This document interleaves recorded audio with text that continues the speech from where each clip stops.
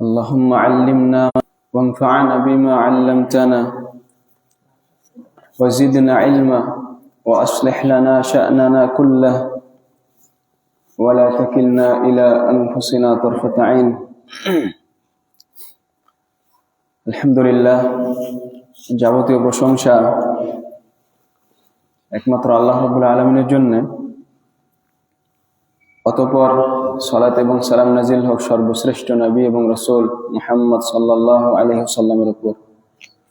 আল্লাহুম্মা সাল্লি ওয়া সাল্লিম আলাইহি। আলোচনার শুরুতে আল্লাহ তাআলার শুকরিয়া আদায় করছি যে মহান রব আমাদেরকে এই মসজিদে মাগরিবের সালাত পরে এই সুন্দর একটা বৈঠকে উপস্থিত হওয়ার সুযোগ দান করলেন। অত্যন্ত গুরুত্বপূর্ণ। তার মধ্যে প্রথম দিকের প্রাথমিক পর্যায়ের ছাত্রদের জন্য অত্যন্ত উপযুক্ত একটা কিতাব হচ্ছে সালাসাতুল উসুল। তো এই কিতাব আমরা আলোচনা তুলে ধরবো ইনশাআল্লাহ। যার উপর কোনো কিছু নির্ভর করে থাকে এটা হলো আসাস। আর এখানে আল উসুল ও সালাসা বলতে উদ্দেশ্য হচ্ছে আল আসাস আল্লাতী ইয়াকুমু আলাইহা দ্বীন, ওই ভিত্তি যার উপর দিন প্রতিষ্ঠিত, দিন যার উপরে আছে সেটা। আর সেটা হচ্ছে ওই প্রশ্ন যেগুলো প্রত্যেক মানুষকে তার কবরে, তিনটা প্রশ্ন নয়, এটা হচ্ছে মূলনীতি, দিনের আসাস। তো এই কিতাবে আমরা এই বিষয়টাই তুলে ধরার চেষ্টা করব ইনশাআল্লাহ। আমাদের লেখক ইমাম মুহাম্মদ ইবনে আব্দুল ওয়াহাব রাহিমাহুল্লাহ, উনি কিতাব শুরু করছেন বিসমিল্লাহির রহমানির রহিম। ই'লাম রাহিমাকাল্লাহ আন্নাহু ইয়াজিবু আলাইনা তাআল্লুমু আরবা'i মাসাইল। উনি কিতাব শুরু করছেন বিসমিল্লাহির রহমানির রহিম দিয়ে, পরম করুণাময় অসীম দয়ালু আল্লাহর নামে। আমাদের সালাফে সালেহিন তারা বিসমিল্লাহ দিয়ে কিতাব শুরু করতেন। তার পিছনে বেশ কয়েকটা কারণ। এক নম্বর কারণ হচ্ছে আল্লাহ তাআলার কিতাবের অনুসরণ। পবিত্র কোরআন শুরু হয়েছে বিসমিল্লাহির রহমানির রহিম। দ্বিতীয়ত রাসূলুল্লাহ সাল্লাল্লাহু আলাইহি সাল্লামের অনুসরণ। তিনি যখন কোথাও কোনো পত্র চিঠি পাঠাতেন তখন তিনি বিসমিল্লাহির রহমানির রহিম লিখতেন। যেমন তিনি বিভিন্ন রাজা বাদশাদের কাছে যে চিঠি পাঠিয়েছিলেন তাতে লিখেছিলেন। এছাড়া আমাদের সালাফে সালেহিন তারা কিতাব শুরুতেই বিসমিল্লাহির রহমানির রহিম দিয়ে কিতাব শুরু করেছেন। আমাদের লেখক বলছেন ই'লাম রাহিমাকাল্লাহ, আপনি জেনে রাখুন আল্লাহ তাআলা আপনার উপর রহম করুন। কিতাবের শুরুতে তিনি দোয়া করছেন।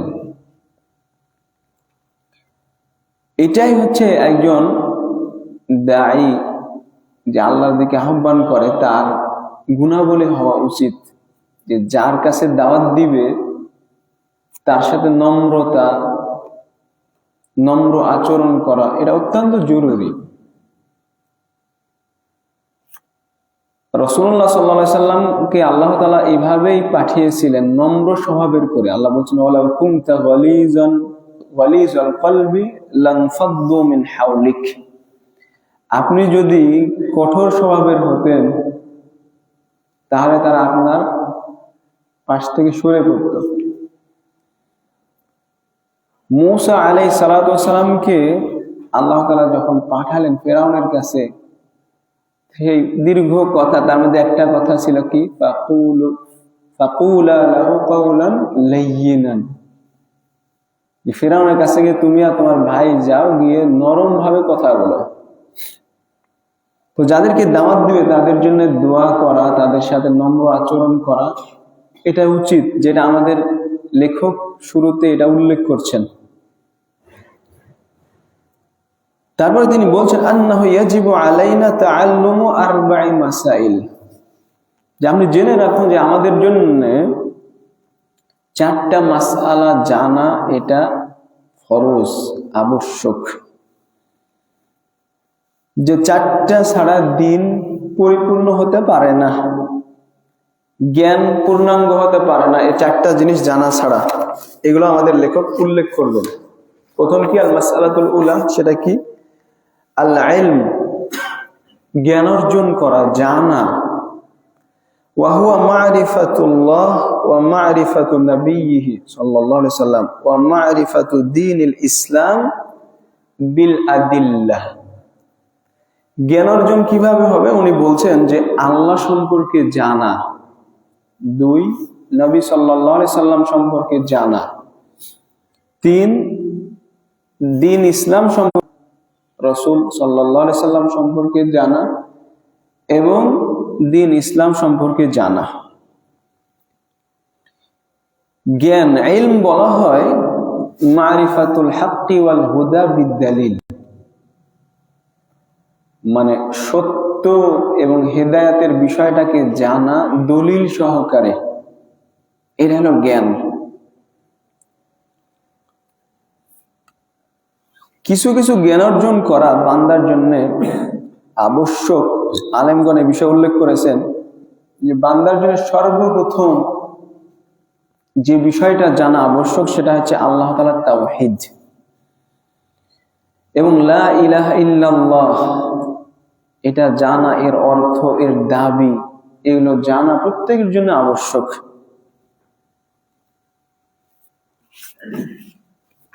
জ্ঞান হচ্ছে 2 প্রকার, একটা হচ্ছে ফরজে আইন যেটা, আর আরেকটা হচ্ছে ফরজে কিফায়া। ফরজে কিফায়া হচ্ছে যেই জ্ঞানগুলো সবার জন্য আবশ্যক নয়, তবে মুসলিম পুরা কমিউনিটির জন্য কারো না কারো এই জ্ঞান শিখা আবশ্যক, কিন্তু সবার জন্য ফরজ না। যেমন কিতাবুল বুয়ু, লেনদেন করা, বিবাহ সংক্রান্ত জ্ঞান, তারপরে এই ধরনের যে বিষয়গুলো আছে, যেমন বিচার আচার করার জন্য যে ফিকহের যে অধ্যায়গুলো আছে সেগুলো। আর কিছু কিছু জ্ঞান হচ্ছে ফরজে আইন, যেগুলো জানা প্রত্যেকের জন্য আবশ্যক। সেগুলোর মধ্যে অন্যতম হচ্ছে আকীদার মাসআলাগুলো, মানে আল্লাহ তাআলাকে জানা, আল্লাহর তাওহীদ কিভাবে বাস্তবায়ন করবেন, তাওহীদ কিভাবে টিকে থাকবে, এর বিপরীত বিষয় শিরক সম্পর্কে জানা, এগুলো আবশ্যক। অনুরূপভাবে ইবাদতের জন্য যেগুলো প্রত্যেক বান্দার জন্য করা আবশ্যক, যেমন সালাত, সালাত আদায় করতে গেলে পবিত্রতা অর্জন করা, সিয়াম পালন করা, এগুলো জানা প্রত্যেকের জন্য ফরজে আইন, এগুলো অবশ্যই জানতে হবে। এখানে আমাদের লেখক কিতাবের শুরুতেই যে বিষয়টা উল্লেখ করলেন সেটা হচ্ছে জানা, জ্ঞান অর্জন করা। জ্ঞান অর্জন করা এটা নফল ইবাদতের মধ্যে শ্রেষ্ঠ, অন্যতম শ্রেষ্ঠ একটা ইবাদত।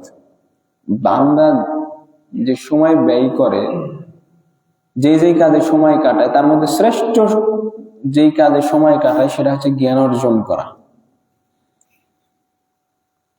এটা জ্ঞান অর্জন করাটাও একটা ইবাদত। মানে একদিকে জ্ঞান অর্জন করবেন সঠিকভাবে ইবাদত করার জন্য, সিরাতে মুস্তাকিমের উপর থাকার জন্য, অন্যদিকে আপনি যে জ্ঞান অর্জন করছেন ওইটাও ইবাদত।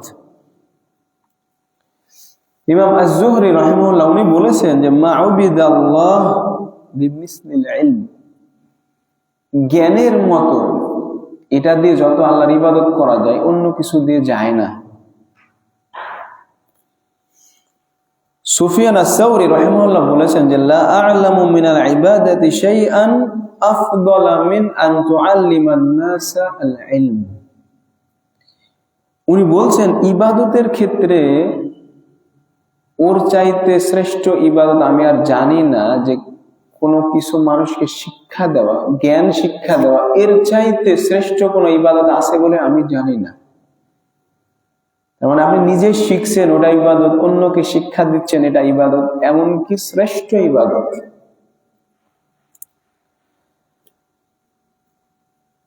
এই বিষয়ে হাসান রাহিমাহুল্লাহ বলছেন লা ইয়াতাআল্লামা আর-রাজুল বাবাম মিনাল ইলম ফায়া'বুদু বিহি রাব্বাহু ফাহুয়া খায়রুল লাহু মিন আন লাউ কানাতিদ দুনিয়া মিন আউওয়ালিহা ইলা আখিরিহা লাহু ফাওয়াদা'aha ফিল আখিরাহ। যে কোনো ব্যক্তি কোনো একটা বিষয় জ্ঞান অর্জন করলো, এর মাধ্যমে সে তার রবের ইবাদত করলো, এটা তার জন্যে, তার কাছে যদি দুনিয়া এবং আসমান জমিন সব কিছু থাকে, সব যদি আল্লাহর রাস্তায় ব্যয় করে দেয়, তার চাইতেও উত্তম। হাসানুল বসরি রাহিমাহুল্লাহ এইভাবে বলেছেন যে আপনি দুনিয়ার সব কিছু দান করে দিলেন, আসমান জমিন সব, যত উত্তম কাজ করলেন, তার চাইতে বেশি উত্তম হবে যে কোনো একটা বিষয় জেনে ওটা দিয়ে আল্লাহর ইবাদত করা, এটা শ্রেষ্ঠ। আমাদের ইমামদের কথা। হাসানুল বসরি রাহিমাহুল্লাহ উনি আরো বলছেন, আদ-দুনিয়া কুল্লুহা যুলমা ইল্লা মাজালিসাল উলামা। এই দুনিয়া পুরোটাই হচ্ছে অন্ধকার, শুধু আলেমদের মজলিস ছাড়া। আলেমদের মজলিসে জ্ঞান দেওয়া হয়, সেখানে আপনি আলো পাবেন, নূর। তবে একটা বিষয় এখানে অবশ্যই উল্লেখ করতে হবে, যেটা দ্বিতীয় মাসআলা আমাদের লেখক উল্লেখ করবেন, সেটা হচ্ছে শুধু শুধু জ্ঞান অর্জন করা, জানা, এটাই সীমাবদ্ধ থাকা উদ্দেশ্য নয়, বরং জানার উদ্দেশ্য কি? আমল করা। আমল ছাড়া শুধু জানা, এটা উদ্দেশ্য করা হয়নি। এই জন্য ওয়ালাইকুম আসসালাম, আমাদের লেখক বলছেন আল মাসআলাতু সানিয়া, দ্বিতীয় মাসআলা, চারটা মাসআলা যেটা জানা আবশ্যক। প্রথম বললাম ইলম, জ্ঞান অর্জন করা। দ্বিতীয় কি? আল আমালু বিহি, সেই অনুযায়ী আমল করা। যখন আপনি জানলেন, তখন আপনার জন্য কর্তব্য হয়ে দাঁড়াবে সেই অনুযায়ী আমল করা। মানুষ সাধারণত জ্ঞান অর্জন করে দুইটা উদ্দেশ্য হতে পারে, মানে আমল না করার। একটা হচ্ছে মানুষ জ্ঞান অর্জন করে যাতে মানুষ তার প্রশংসা করে, তার গুণগান করে, সে চায় এটা মনে মনে। এটা হচ্ছে সবচেয়ে নিকৃষ্ট কাজ। রাসূলুল্লাহ সাল্লাল্লাহু আলাইহি ওয়াসাল্লাম বলছেন, ওই যে তিরমিজির হাদিস, সহিহ মুসলিমের হাদিস আছে, এটা একটু শব্দে কম বেশি আছে, যে কিয়ামতের দিন যাদেরকে দিয়ে জাহান্নামের আগুন প্রজ্বলিত করা হবে, উলাইকা সালাসা আউয়ালু খালকিল্লাহ তুসআরু বিহিমুন নার ইয়াউমাল কিয়ামা। রাসূল সাল্লাল্লাহু আলাইহি ওয়াসাল্লাম আবু হুরায়রার বা উরুতে আঘাত করে বলছেন, আবু হুরায়রা শুনো, এরা হচ্ছে ওই তিন শ্রেণীর মানুষ যাদেরকে দিয়ে আল্লাহ তাআলা জাহান্নামের আগুন আরো প্রজ্বলিত করবেন কিয়ামতের দিন। তার এক শ্রেণীর কি? ওয়ারাজুলুন তাআল্লামাল ইলম ওয়া আল্লামাহু ওয়া ক্বারাআল কুরআন। এক শ্রেণীর মানুষ কি? যে জ্ঞান অর্জন করেছে, ওয়া আল্লামা, অন্যকে শিক্ষা দিয়েছে, ওয়া ক্বারাআল কুরআন, এবং কোরআন পড়েছে। তাকে আনা হবে, আনার পরে বলা হবে, তাকে সব নিয়ামত স্মরণ করিয়ে দেওয়া হবে, সে স্মরণ করবে। তখন তাকে বলা হবে ফামা আমিলতা ফিহা, এর জন্য তুমি কি আমল করেছো? তখন ও ব্যক্তি বলবে তাআল্লামতুল ইলম ওয়া আল্লামতুহু ওয়া ক্বারাআতু ফীকাল কুরআন। কথাটা দেখেন, ও বলছে আমি জ্ঞান অর্জন করেছি, অন্যকে শিক্ষা দিয়েছি, এবং আপনার জন্যই আমি কোরআন পড়েছি। আল্লাহ তাআলা বলবেন কাযাবতা, তুমি মিথ্যা বললে। তিরমিজির ওই হাদিসে আছে যে ফেরেশতারাও বলবে, ফেরেশতারাও তাকে মিথ্যাবাদী বলবে।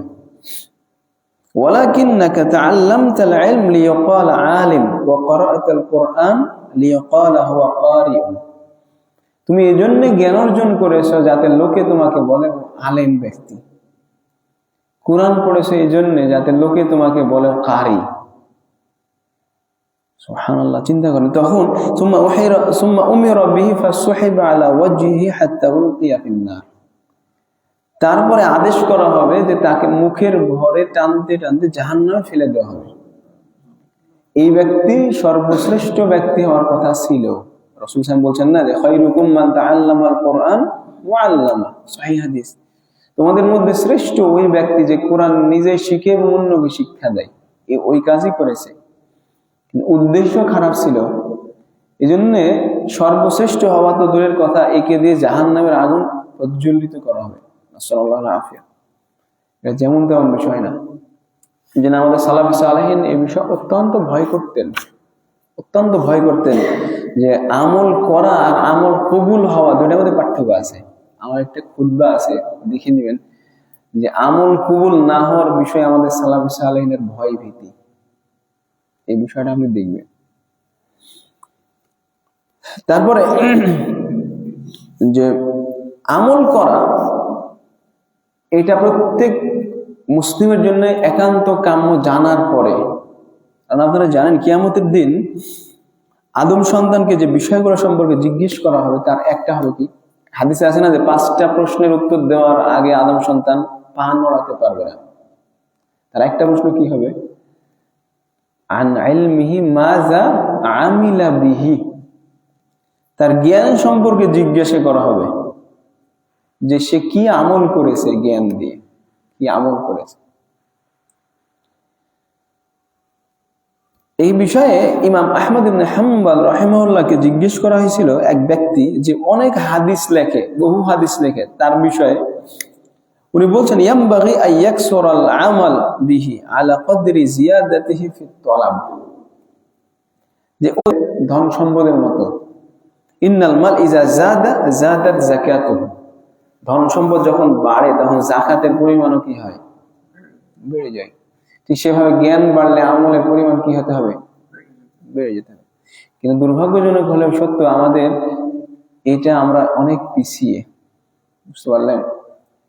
শেখ এখন বর্তমান যুগের একজন আলেম মদিনা, শেখ আব্দুর রাজ্জাক ইবনে আব্দুল মুহসিন আল বদর হাফিজাহুল্লাহ, তার এক দার্সে আমি শুনছিলাম, উনি বলছিলেন যে আমাদের সালাফে সালেহিন দেখতে চমৎকার, যে এক ব্যক্তি এক শাইখের লেকচার শুনে তাকে খুব পছন্দ হয়েছে, খুবই পছন্দ হয়েছে।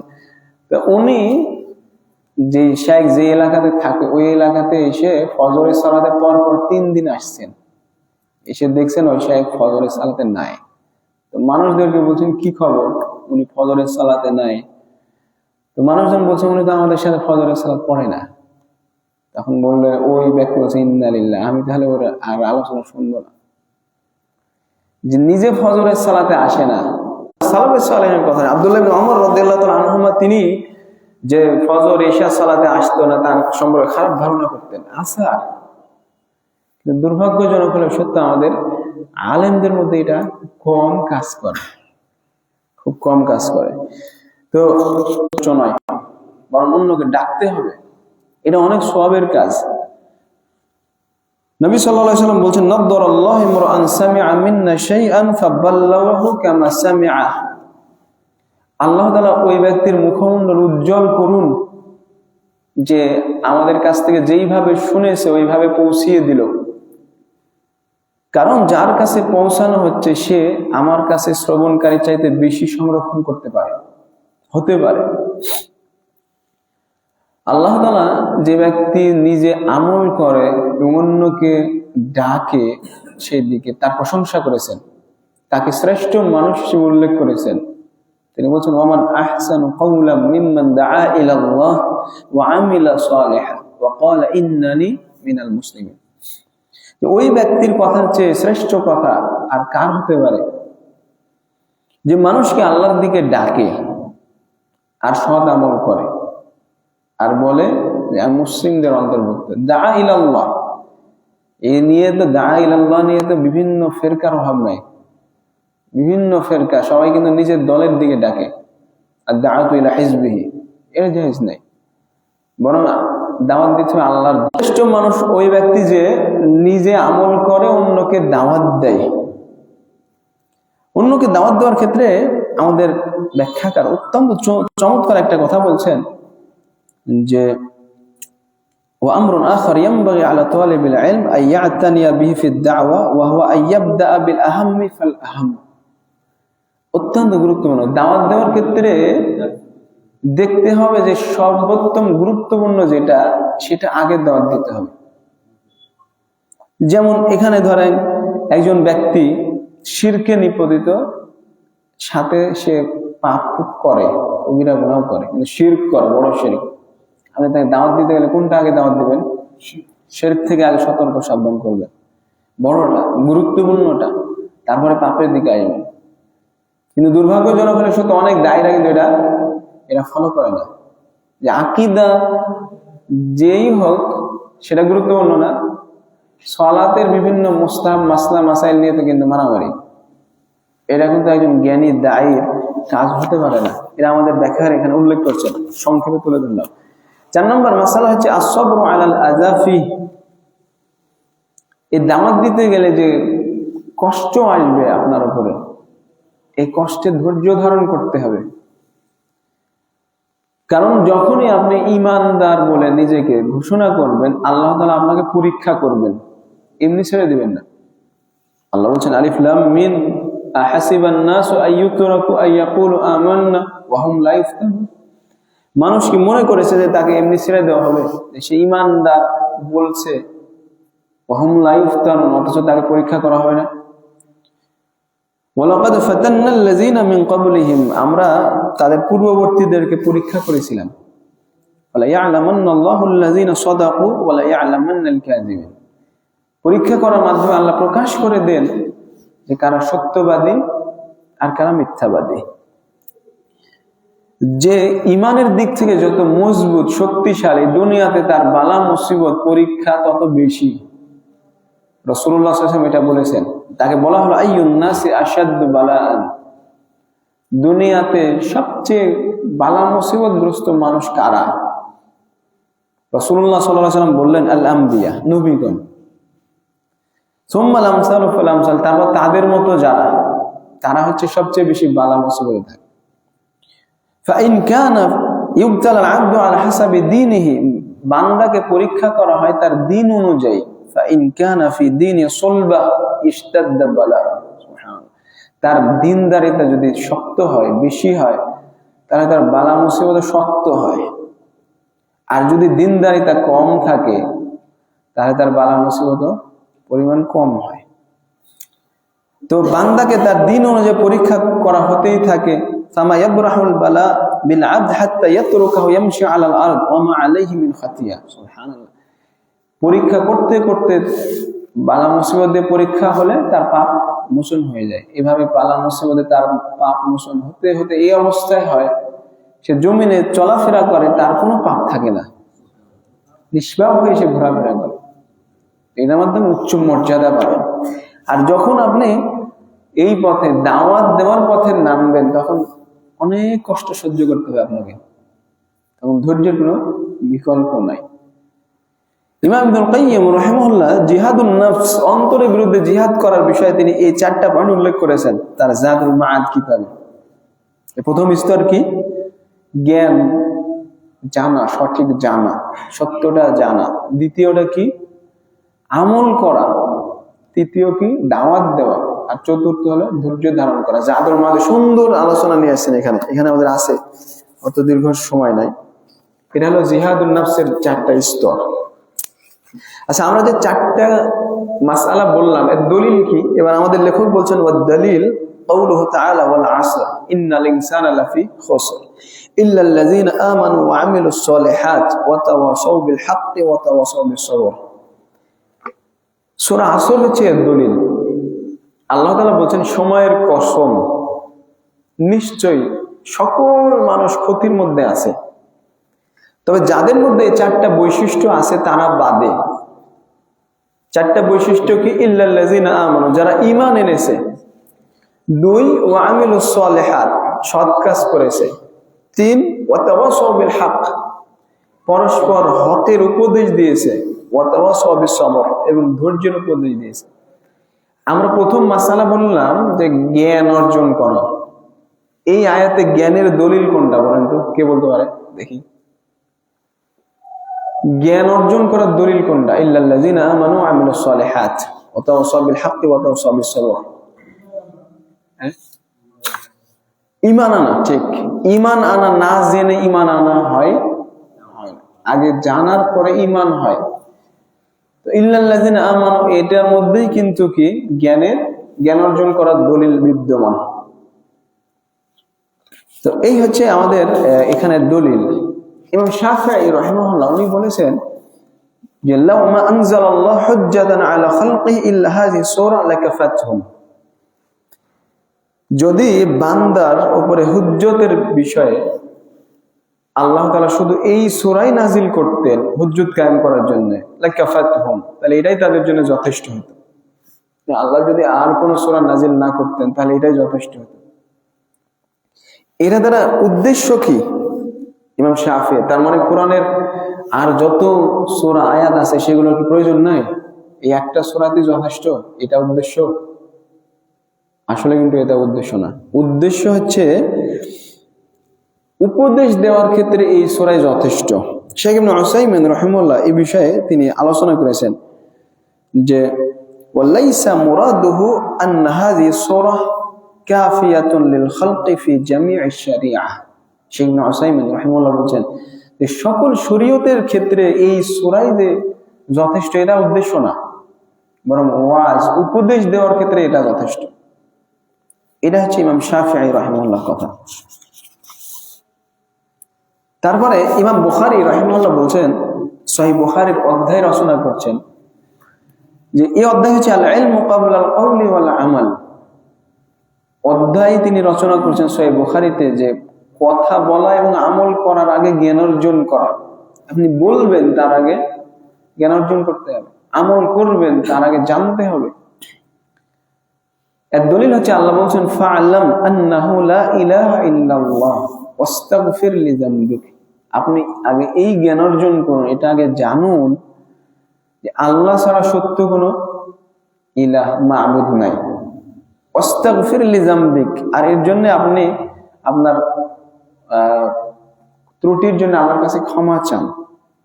ফাবাদা বিল ইলমি ক্বাবলা আল কওলি ওয়াল আমাল। এই আগে আল্লাহ তাআলা কথা বলা এবং আমল করার আগে জ্ঞানের কথা বললেন। এটা হচ্ছে তার দলিল।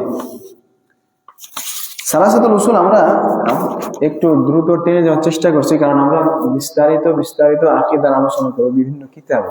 এজন্য এই কিতাবে আমরা চাচ্ছি না যে লং আলোচনা হোক, যদি আমাদের ব্যাখ্যাতে দীর্ঘ আলোচনা আছে। তারপরে আমাদের লেখক ইমাম মুহাম্মদ ইবনে আব্দুল ওয়াহ্হাব রাহিমাহুল্লাহ উনি বলছেন যে ই'লাম রাহিমাকাল্লাহ, আপনি জেনে রাখুন, আপনার উপরে আল্লাহ তাআলা দয়া করুন, আন্নাহু ইয়াজিবু আলা কুল্লি মুসলিমিন ওয়া মুসলিমাহ তাআল্লুমু হাযিহি সালাসি মাসাইল ওয়াল আমালু বিহিন্না। যে প্রত্যেক মুসলিম পুরুষ এবং নারীর জন্য ফরজ হলো, আবশ্যক হলো তিনটা মাসআলা জানা, ওয়াল আমালু বিহিন্না, এবং সে অনুযায়ী আমল করা। তিনটা মাসআলা। প্রথম মাসআলা কি? উনি বলছেন আন্নাল্লাহা খালাকানা ওয়া রাযাকানা, যে আল্লাহ তাআলা আমাদেরকে সৃষ্টি করেছেন, তিনি আমাদেরকে রিজিক দিয়েছেন। ওয়ালাম ইয়াতরুকনা হামালান, আল্লাহ তাআলা আমাদেরকে এমনি এমনি ছেড়ে রাখেননি, বৃথায় ছেড়ে দেননি। বাল আরসালা ইলাইনা রাসূলা, বরং তিনি আমাদের কাছে রাসূল পাঠিয়েছেন। ফামান আতাআহু দাখালাল জান্নাহ, যে ব্যক্তি সে রাসূলের আনুগত্য করবে সে জান্নাতে যাবে। ওমান আসাহু দাখালান নার, আর যে তার অবাধ্যতা করবে সে জাহান্নামে যাবে। এর দলিল আল্লাহ তাআলা বলেন ইন্না আরসালনা ইলাইকুম রাসূলান শাহিদান আলাইকুম কামা আরসালনা ইলা ফিরআউনা রাসূলা, যে ফিরআউনের কাছে যেভাবে রাসূল পাঠিয়েছিলাম সেভাবে তোমাদের কাছে সাক্ষী স্বরূপ রাসূল পাঠিয়েছি। ফাআসা ফিরআউনুর রাসূল ফাআখাযনাহু আখযাও ওয়াবিলা, ফিরআউন সে রাসূলকে অর্থাৎ মূসা আলাইহিস সালাতু ওয়াসসালামকে তার অবাধ্যতা করেছিল। ফাআখাযনাহু আখযাও ওয়াবিলা, আমরা তাকে ভীষণভাবে মারাত্মকভাবে পাকড়াও করেছিলাম। এখানে আল্লাহ তাআলা রুবুবিয়াত উল্লেখ করছেন আমাদের লেখক, যে আল্লাহ তাআলা আমাদেরকে সৃষ্টি করেছেন, আমাদেরকে রিজিক দিয়েছেন, এগুলো আল্লাহর কাজ, তাই না? তাওহীদ রুবুবিয়্যাহ আমরা কি বলি? আল্লাহ তাআলার কাজে আল্লাহকে এক সাব্যস্ত করা, যে আল্লাহ সৃষ্টি করেছেন, আল্লাহর কাজ, আল্লাহ রিজিক দেন, পুরো বিশ্বজগৎ পরিচালনা করেন কে? আল্লাহ। এগুলোতে আল্লাহর কাজে একমাত্র আল্লাহকে এক সাব্যস্ত করা তাওহীদ রুবুবিয়্যাহ। কিন্তু এটাই যথেষ্ট নয়। কেউ যদি আল্লাহ তাআলাকে রব হিসেবে মানে, এটাই তাকে জান্নাতে যাওয়ার জন্য যথেষ্ট নয়। এই জন্য সূক্ষ্ম কথা খেয়াল করেন, পরের বাক্যে আমাদের লেখক তাওহীদুর রুবুবিয়্যার কথা বলেননি, বলেছেন ফামান আতাআহু দাখালাল জান্নাহ। এই রাসূলের আনুগত্য করবে, এটা কি তাওহীদুল উলুহিয়্যাহ বা তাওহীদুল ইবাদাহ।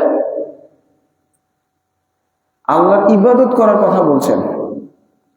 আল্লাহর ইবাদত যদি করে, রাসূলের আনুগত্য করার মাধ্যমে কার ইবাদত করবে? আল্লাহ। আর রাসূলের অবাধ্যতা থেকে বাঁচার মাধ্যমে কার অবাধ্যতা থেকে বাঁচবে? আল্লাহ। তাহলেই সে জান্নাতে যাবে, নইলে জান্নাতে যাবে না। এই কথা আমাদের লেখক সূক্ষ্মভাবে এইভাবে তিনি উল্লেখ করেছেন এখানে, যে শুধু তাওহীদুর রুবুবিয়্যাহ কেউ যদি মানে তাহলে এটাই তার জন্য যথেষ্ট নয়, বরং তার সাথে সাথে তাকে তাওহীদুল উলুহিয়্যাহ মানতে হবে। কোরআনে তাওহীদুর রুবুবিয়্যাহর যে আয়াতগুলো আল্লাহ তাআলা উল্লেখ করেছেন সেগুলোর দাবি কিন্তু তাওহীদুল উলুহিয়্যাহ। যেমন মিন ক্বাবলিকুম লাআল্লাকুম তাত্তাকুন, আল্লাহ তাআলা বলেন হে মানুষ তোমরা তোমাদের রবের ইবাদত করো। আল্লাযী খালাকাকুম, যিনি তোমাদেরকে সৃষ্টি করেছেন। তাওহীদুর রুবুবিয়্যাহ মানে যিনি তোমাদেরকে সৃষ্টি করেছেন, তোমাদের পূর্ববর্তীদেরকে, জমিনকে বিছানা স্বরূপ করেছেন, আসমানকে ছাদ হিসেবে বানিয়েছেন, এগুলো আল্লাহর কাজ। এগুলো যে করেছেন, ইবাদত করবে তা কার? একমাত্র তার। ইবাদত কি কি আমাদের সামনে আসছে ইনশাআল্লাহ, বিস্তারিত আলোচনা আসবে ইবাদত ইনশাআল্লাহ। এই হচ্ছে প্রথম মাসআলা। তারপরে দ্বিতীয় মাসআলা আমাদের লেখক বলছেন আন্নাল্লাহা লা ইয়ারদা আইয়ুশরাকা মাআহু আহাদুন ফি ইবাদাতিহি লা মালাকুল মুকাররাব ওয়ালা নাবিয়্যুম মুরসাল। আল্লাহ তাআলা তিনি সন্তুষ্ট হন না যে তার ইবাদতে কারো সাথে শরীক করা, এতে তিনি সন্তুষ্ট হন না। শিরকের উপর তিনি কখনো সন্তুষ্ট হন না। কারো সাথে শিরক করা যাবে না। লা মালাকুন মুকাররাব, যদিও সে আল্লাহর নৈকট্য প্রাপ্ত ফেরেশতা হোক, ওয়ালা নবিয়্যুম মুরসাল, আল্লাহর প্রেরিত নবী হোক, তবুও শিরক করা যাবে না। তাকে আল্লাহর সমকক্ষ হিসেবে দাঁড় করানো যাবে না। এর দলিল আল্লাহ তাআলা বলেছেন ওয়া আন্নাল মাসাজিদা লিল্লাহ ফালা তাদউ মা'আল্লাহি আহাদা, যে মসজিদ সমূহ হচ্ছেন একমাত্র আল্লাহ। দিয়েছেন শেখুল ইসলাম ইবনে তাইমিয়া রাহিমাহুল্লাহ, তিনি বলছেন যে ইবাদত হচ্ছে ইসমুন জামি', ইবাদত হচ্ছে একটা ব্যাপক অর্থবহ একটা শব্দের নাম। লিকুল্লি মা ইউহিব্বুহু আল্লাহ ওয়া ইয়ারদাহু মিনাল আকওয়ালি ওয়াল আ'মাল আল বাতিনাতি ওয়াজ যাহিরা। ইবাদত হচ্ছে প্রত্যেক ওই কথা এবং কাজ যেগুলো আল্লাহ পছন্দ করেন, ওয়ারদাহ, এবং যাতে আল্লাহ সন্তুষ্ট হন। সেটা কথাও হতে পারে, আবার কাজও হতে পারে। আল বাতিনাতি ওয়াজ যাহিরা, সেটা আভ্যন্তরীণ হতে পারে, আবার বাহ্যিক হতে পারে। মানে ওই কথার কাজ আভ্যন্তরীণ হতে পারে, আবার বাহ্যিক হতে পারে। প্রত্যেক যে বিষয়ে কথা এবং কাজে আল্লাহ যেটাকে ভালোবাসেন, যার উপরে আল্লাহ সন্তুষ্ট হন, সেটাই ইবাদত, সেটাই ইবাদত। এই ব্যাপক অর্থবোধ একটা সংজ্ঞা দিয়েছেন শেখুল ইসলাম, এটা শ্রেষ্ঠ একটা সংজ্ঞা। ইবাদত কিছু কিছু কাজ আছে যেগুলো একবারে ইবাদত, যেমন সালাত, যেমন সিয়াম। আবার কিছু কিছু কাজ আছে বাহ্যিকভাবে ইবাদত নয়, কিন্তু নিয়াতের কারণে সেটা ইবাদতে পরিণত হয়। যেমন খাওয়া, পান করা, এগুলো কেউ যদি নিয়াত করে যেগুলোর মাধ্যমে সে শরীর ঠিক রাখবে যাতে আল্লাহর ইবাদত করা যায়, তাহলে খাওয়াটাও কি বলে? ইবাদত। ঘুমানোটাও ইবাদত। ইবাদত কবুলের জন্য শর্ত হচ্ছে দুইটা। একটা হচ্ছে ইখলাস, মানে কাজটা একমাত্র আল্লাহর জন্যই হতে হবে। আর দুই নম্বর হচ্ছে রাসূলুল্লাহ সাল্লাল্লাহু আলাইহি সাল্লামের অনুসরণ, যেটা দুইটা হাদিসে আমরা পাই। একটা হলো ইন্নামাল আ'মালু বিন্নিয়াত, যে ভিতরের বিষয়টা সংশোধন করার জন্য এই হাদিস। আর বাহ্যিক সেটা হলো মান আমিলা আমালান লাইসা আলাইহি আমরুনা ফাহুয়া রাদ। আয়েশা রাদিয়াল্লাহু তাআলার হাদিস, যে কেউ যদি এমন কোন আমল করে যাতে আমার নির্দেশনা নাই, তাহলে আমল বর্জনীয়, পরিত্যাজ্য। আল্লাহ তাআলা বলেন ওয়া মা আতাকুমুর রাসূলু ফাখুযুহু ওয়া মা নাহাকুম আনহু ফান্তাহু, যে রাসূল তোমাদেরকে যা দেন সেটা নাও, আর যা থেকে নিষেধ করেন সেটা। এক নম্বর হচ্ছে কামালুল খুদু'i ওয়াজ যুল, পরিপূর্ণ বিনয় এবং নত হওয়া, আল্লাহর সামনে পরিপূর্ণভাবে অনুগত হওয়া, নত হওয়া, বিনয়। আর আরেকটা রুকন হচ্ছে কামালুল মাহাব্বা, পরিপূর্ণ ভালোবাসা। কারণ আল্লাহ তাআলা বলেছেন ওয়াল্লাযীনা আমানু আশাদ্দু হুব্বান লিল্লাহ, যারা ঈমানদার তারা আল্লাহ তাআলাকে সবচেয়ে বেশি ভালোবাসে, সবচেয়ে বেশি। তো ইবাদতের জন্য এই দুইটা অবশ্যই দরকার, যে পরিপূর্ণভাবে নত হওয়া, অনুগত হওয়া, আর আরেকটা হচ্ছে পরিপূর্ণভাবে ভালোবাসা। ইবাদতের মধ্যে এই দুইটা যদি না থাকে তাহলে সেটা গ্রহণযোগ্য হবে না, যেটা আমরা সূরা আল ফাতিহার মধ্যে এগুলো বিষয়গুলো উল্লেখ করি। তারপরে ইবাদত হচ্ছে, আমাদের ব্যাখ্যাকার বলছেন ইবাদত হচ্ছে দুই প্রকার। রহমানের কাছে আসবে আব্দ, আব্দ দাস হিসেবে। এখানে আব্দ বলতে সৃষ্টিগতভাবে মুমিন কাফের সবাই আল্লাহর দাস, মানে আল্লাহর বিধানের বাইরে কেউ যেতে পারে না। সৃষ্টিগতভাবে আল্লাহ তাআলা তাকে যেভাবে সৃষ্টি করেছেন, বিধান দিয়েছেন, এর বাইরে সে যেতে পারে না। আর আরেকটা ইবাদত হচ্ছে শারঈ অর্থে ইবাদত, যেটা একমাত্র মুমিনরা করে। তো এই হচ্ছে ইবাদত সম্পর্কে কিছু কথা, সামনে আরো আমাদের আলোচনা আসছে। তো দ্বিতীয় মাসআলা গেল, এবার তৃতীয় মাসআলা আমাদের লেখক বলছেন আন্না মান আতাআর রাসূল ওয়া ওয়াহাদাল্লাহ লা ইয়াজুজু লাহু মুওয়ালাতু মান হাদাল্লাহ ওয়া রাসূলাহু ওয়ালাউ কানা আকরাবা করিবিন। অত্যন্ত গুরুত্বপূর্ণ এটা।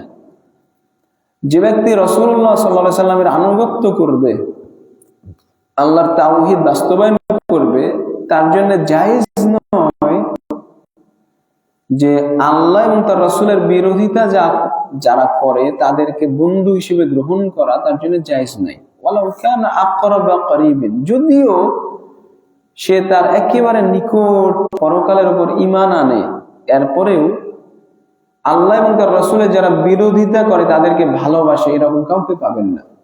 ওই বিরোধিতাকারী যদিও তাদের বাবা হয়, ওয়ালাউ কানু আবাহুম আও আবনাহুম, যদিও তাদের সন্তান হোক, তাদের ভাই হোক, জ্ঞাতি গোষ্ঠী হোক, ভালোবাসবে না। আল্লাহ তাআলা তাদের অন্তরে ঈমান লিখে দিয়েছেন। এই আয়াত সূরা আল মুজাদালার অত্যন্ত গুরুত্বপূর্ণ আয়াত। এখানে মুওয়ালাত শব্দটা আল উইলায়া এর আসলে অর্থ হচ্ছে মাহাব্বা, ভালোবাসা। মুসলিম ব্যক্তি ভালোবাসবে একমাত্র আল্লাহর জন্য কাউকে। রাসূলুল্লাহ সাল্লাল্লাহু আলাইহি ওয়াসাল্লাম বলেন সালাসুন মান কুন্না ফিহি ওয়াজাদা বিহিন্না হালাওয়াতাল ঈমান, যার মধ্যে তিনটা বৈশিষ্ট্য থাকবে সে ঈমানের স্বাদ পাবে, ঈমানের স্বাদ আছে। তার একটা কি, আইয়ুহিব্বাল মার লা ইউহিব্বুহু ইল্লা লিল্লাহ, কোনো ব্যক্তিকে ভালোবাসবে সে ভালোবাসাটা হবে একমাত্র আল্লাহর জন্য। এটা যদি করতে পারে আল্লাহর জন্য। আচ্ছা, এই মুওয়ালাত বা কাফেরদেরকে, অমুসলিমদেরকে বন্ধু হিসেবে গ্রহণ করা, আল্লাহর শত্রুদেরকে বন্ধু হিসেবে গ্রহণ করা, এটা দুই ধরনের হতে পারে। একটা হচ্ছে মুওয়ালাত কুবরা, মানে বড় মুওয়ালাত, যেটার কারণে ওই ব্যক্তি ইসলাম থেকে বের হয়ে যায়, কাফের হয়ে যায়। আর আরেকটা হচ্ছে মুওয়ালাত সুগরা, ছোট মুওয়ালাত, যেটার কারণে সে কাফের হয় না কিন্তু এটা কুবিরা গুনাহ, বড় গুনাহ। কি কি কারণে মুওয়ালাত কুবরা হয় এর দলিল যে সে কাফের হয়ে যায় কোরআনে অনেক জায়গায় আছে। যেমন আল্লাহ বলেছেন ওয়া ইয়াতাওয়াল্লাহুম মিনকুম ফাইন্নাহু মিনহুম, কাফের মুশরিক ইহুদি নাসারাদের অনুসরণ করো না, তাদের বন্ধু হিসেবে গ্রহণ করো না। যেই তাদেরকে বন্ধু হিসেবে গ্রহণ করবে ফাইন্নাহু মিনহুম, আল্লাহ বলেছেন সে তাদেরই অন্তর্ভুক্ত, সেও ইহুদি, সেও নাসারা, মুসলিম নয়। তাহলে কি কি কারণে মুওয়ালাত কুবরা হয়, মানে বড় মুওয়ালাত, যে কারণে ব্যক্তি ইসলাম থেকে বের হয়ে যায়, তার কিছু কারণ, উদাহরণ।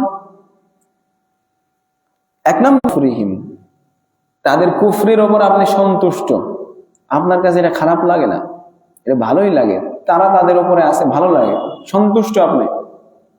এই সন্তুষ্ট হওয়ার সাথে সাথে আপনি কাফের হয়ে যাবেন। তিন নম্বর কি, আদামু তাকফিরিহিম সাওয়াউন কানু মিনাল ইয়াহুদি ওয়ান নাসারা ওয়াল মাজুস আও গায়রিহিম মিনাত তাওয়াইফ, তাদেরকে কাফের হিসেবে আখ্যায়িত না করা, ইহুদি হোক, খ্রিস্টান হোক, অথবা অগ্নি পূজক। আমাদের সমাজে অনেকে জাহিল মূর্খ আছে, আরে তুমি তোমার দিন পালন করছো, এটা ঈমান না কুফরি? বড় কুফরি, বড় কুফরি। যদি তাদেরকে কাফের হিসেবে আখ্যায়িত না করে তাহলে এও মুসলমান না। ঈমানের দাবি যে কাফেরকে কাফের বলতে হবে, ইহুদি খ্রিস্টান তারা যে জান্নাতি নয় এটা বলতে হবে। হাদিস রাসূল সাল্লাল্লাহু আলাইহি ওয়াসাল্লাম বলেছেন যে আমি প্রেরিত হওয়ার পরে ইহুদি হোক নাসারা হোক যদি শুনে অথচ আমার উপর ঈমান আনেনি, ওই অবস্থায় মারা গেছে, তাহলে সে কি জাহান্নামী। স্পষ্ট হাদিস। কিন্তু আপনি যদি বলেন না ইহুদি জান্নাতে যাবে, হলো এটা ঈমান বিরোধী কথা। তো আদামু তাকফিরিহিম, 3 নম্বর হচ্ছে তাদেরকে কাফের হিসেবে আখ্যায়িত না করা, বড় কুফরি এটা। 4 নম্বর তাসহিহু মাযহাবিহিম, তাদের মতাদর্শকে সঠিক মনে করা, সঠিক বলা। যেটা এই পয়েন্টে আজকে আমাদের মুসলিমদের অভাব নাই। আল্লাহর আইন তার কাছে পছন্দ হয় না। কার আইন পছন্দ হয়? পশ্চিমাদের আইন, ওই ইহুদি খ্রিস্টানদের আইন, ওটাই তার কাছে পছন্দ, এই যুগোপযোগী আইন সেটা। সাল্লাল্লাহু আলাইহি। কি যদি এরা মনে করে তাদের মতাদর্শ বেশি ভালো, এরা মনে করা মানে সে বড় কুফরি করবে, কাফের হয়ে যাবে। 5 নম্বর হচ্ছে আশাক্কু ফি কুফরিহিম, তাদের কুফরির বিষয় সন্দেহ করা, দ্বিধা দ্বন্দ্ব করা, মানে নিশ্চিত ভাবে আপনি তাদেরকে কাফের বলতে রাজি নয়, সন্দেহ, এটার কারণে ওই কাফের হয়ে যাবে। তারপরে 6 নম্বর হচ্ছে মাদহু দীনিহিম, তাদের দ্বীনের প্রশংসা করা, তাদের ধর্মের প্রশংসা করা। এটা অনেক মুসলিম আজকে জাহেল এরা করে, ইহুদি খ্রিস্টানদের প্রশংসা করে, দ্বীনের প্রশংসা করে, বড় কুফরি, জায়েজ নাই। তো এই কয়েকটা বিষয়ে ব্যক্তির মুআলাত খুব বড় হয়, সে এইসব কারণে দ্বীন থেকে বেরিয়ে যায়। আর ছোট মুআলাত হচ্ছে মিনাল আশিয়া, যেমন তার সাথে আপনি লেনদেন করেন অমুসলিমদের সাথে, সে কারণে কিছু করছেন, তার সাথে বন্ধুত্ব, দ্বীন থেকে বের হবে না, কিন্তু এটা হারাম, তাদেরকে ভালোবাসা জায়েজ নাই। তবে শর্ত হচ্ছে আল্লাহ ইয়াতারাত্তাবা আলাইহা নুসরাতুহুম আলা শিরকিহিম ওয়া কুফরিহিম, তবে শর্ত হচ্ছে এই ভালোবাসার কারণে তাদের কুফরি এবং শিরকে যেন তাদেরকে সহযোগিতা করা না হয়, সহযোগিতা করা না হয়। আমাদের মুসলিমদের মধ্যে অনেকে আছে হিন্দুদের মেলায় যায় না, তাদের উৎসবে গিয়ে তারপর ওদের মেলায় যে মিষ্টান্ন দেয় সেগুলো প্রসাদ খায়, ঠিক, তাদের সহযোগিতা করে, জায়েজ? জায়েজ না, হারাম, এগুলো করা যাবে না। রাদিয়াল্লাহু তাআলা সেই হাদিস, রাসূলুল্লাহ সাল্লাল্লাহু আলাইহি সাল্লাম মক্কা বিজয়ের অভিযান করবেন, এই খবর হাতিব ইবনে আবি বালতাহা রাদিয়াল্লাহু তাআলা আনহু চিঠি লিখে পাঠিয়ে দিয়েছিলেন আগেই। এত বড় অপরাধ করার পরে রাসূল সাল্লাল্লাহু তাকে কিছু বলেননি। বদরি সাহাবী বলে দীর্ঘ কিচ্ছা, সূরা মুমতাহিনার প্রথম, আমার শত্রু আর তোমার শত্রুদেরকে বন্ধু হিসেবে গ্রহণ করো না, তুলকুনা ইলাইহিম বিল মাওয়াদ্দা, তাদেরকে তোমরা ভালোবাসছো। অথচ হাতিব ইবনে আবি বালতাহা চাইছিলেন কি, যে মক্কাতে তার পরিবার থেকে গিয়েছিল,